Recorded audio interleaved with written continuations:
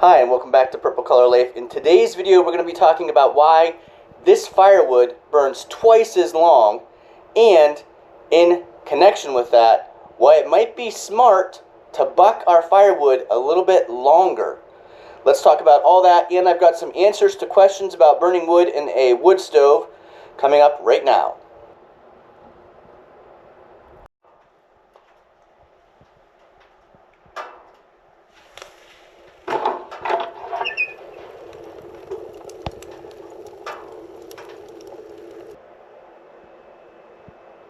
First of all, let's just say go Bills. Huge win last week against the Steelers to advance in the playoffs.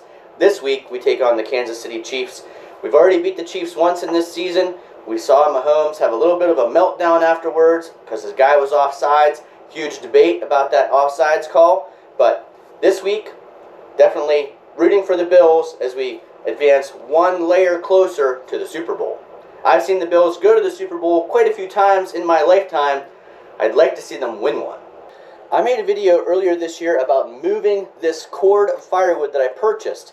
Now remember, we ran out of firewood during COVID because we were home every day burning the fire more than typical. I didn't have enough seasoned firewood, so I had to buy some. I bought this from a guy down the road who was no longer burning fires. Excellent firewood, mostly cherry, oak, and maple, but primarily oak. And I moved this cord of firewood in at the start of winter. We are now mid-January, and I haven't burnt through this cord. Why? Because this wood burns twice as long as my normal firewood that I cut and split and stack here at Purple Color Life. Today we're going to talk about why that is, and this cord of firewood lasting all this time is a huge testament, I think, to the way that this guy cut and stack and split firewood. So like many of you, when I'm bucking firewood, I use typically the 16-inch roll, so about 16 inches long. I mark it, or I use the bar length of my chainsaw that is 16 inches to cut that firewood to the length.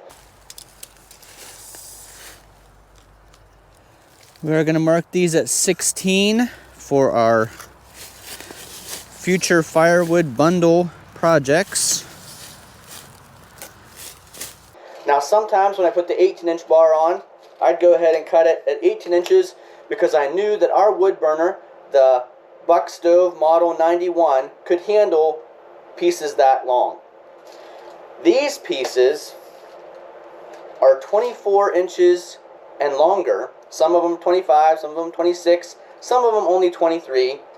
But what I'm finding in using these is that I can't put them in my Buck Stove front to back, but I can put them side to side, and they burn twice as long because instead of only being 16 inches of wood, I now have 24 inches of wood. Doesn't seem like it would be twice as long, but I think the feeling of twice as long comes from the fact that the pieces are so big that I'm putting in that I don't have to check the fire as often. So let me just show you a couple of these pieces. Here's a nice piece of oak. And this one is at 23 inches long. It's at 25 inches. So I did a video pretty early in this channel called Split Smaller, Here's Why, and I talked about all the advantages of splitting your firewood a little bit smaller. I still stand by that video today. I still prefer to split my firewood a little bit smaller. I know many of you do too, especially if you're selling it. Bundle firewood needs to be a little bit smaller splits and probably around that 16-inch mark for length. Because a lot of people buying bundle firewood, they're looking to burn it in something like a solo stove. I have talked in a previous video about cutting my firewood and splitting it for future bundle sales, and we will still do that. But when I think about wood for me in the future, I'm really leaning towards this being the way to go.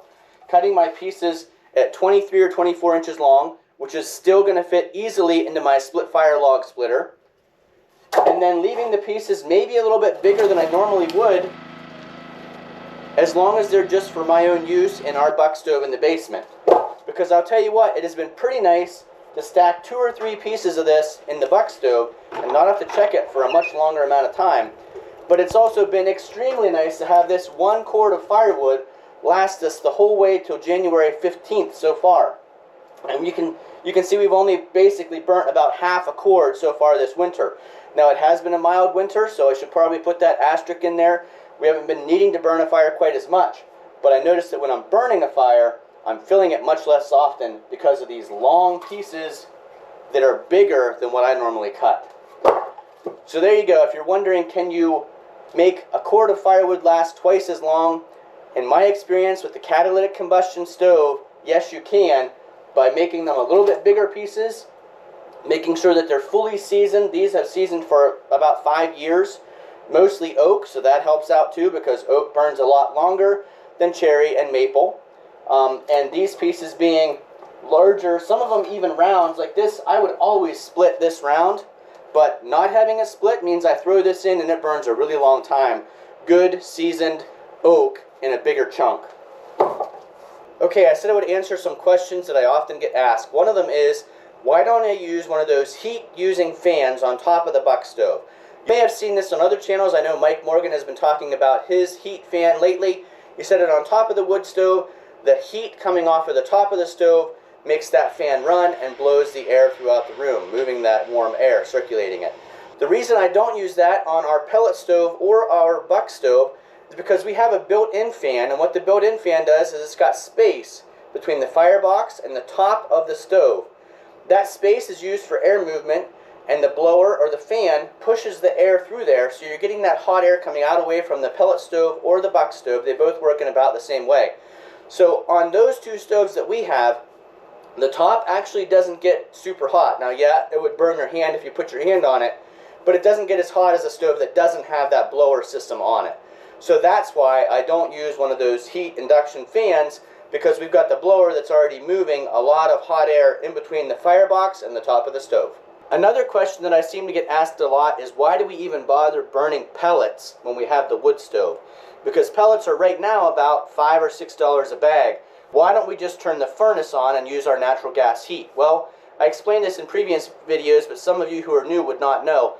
We have an all-electric house. Natural gas is not available in the area where we live. It would cost us a lot of money to get a gas line trenched here to the house as far back in the woods as we lived. So when we built the house 22 years ago, we opted for electric baseboard heat with firewood and a wood stove as the primary heat source, the electric baseboard as the backup heat source. So that's why we burn so much firewood. As far as the pellet stove, the reason we put the pellet stove in the addition to the house is because that addition is under a different section of the house than the wood stove, and the wood stove heat doesn't always get to that addition as easily as we would like it to. So the main heat source in the addition of the house, which is a 20 by 40 addition with a 16-foot cathedral ceiling, is the pellet stove. So there you go. We did a video in the past on pellet stove versus wood stove, and the cool thing about that video is, since we have both, I think it was a really relevant comparison. I'll put a link to that video up above. I also did a video on how long does a bag of pellets last in that huge great room. I'll put a link to that video up above. And then hopefully that answers some of your questions on why we just don't turn the furnace up a little bit and not pay $5 a bag for pellets, or not spend all this time cutting, splitting, and stacking firewood. Thanks for watching.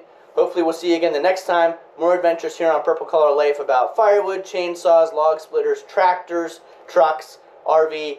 Like I said in the initial videos, Purple Collar Life is the blend of our white collar day jobs and our blue collar lifestyle. We enjoy rural living, we enjoy spending time outside, and a lot of the activities we do are that mix of Purple Collar Life. Thanks for watching. Hopefully we'll see you again the next time. I'm going to put some more logs on the fire. It's going to be a cold one today. We're getting some snow, 6 to 10 inches. Bring it on. I'm ready. So here's our buck stove. You can see these long pieces wouldn't actually fit through the door, but all you have to do is put them in at an angle and then push them back. You can use your poker to lift them up and move them around as needed.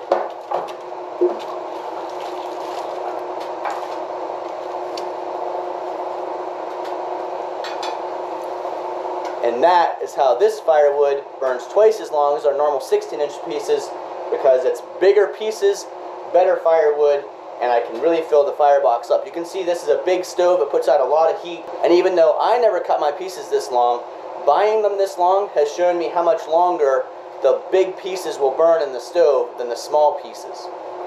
Thanks for watching. Hopefully we'll see you again the next time. Oh, and one more thing. Let's go Bills.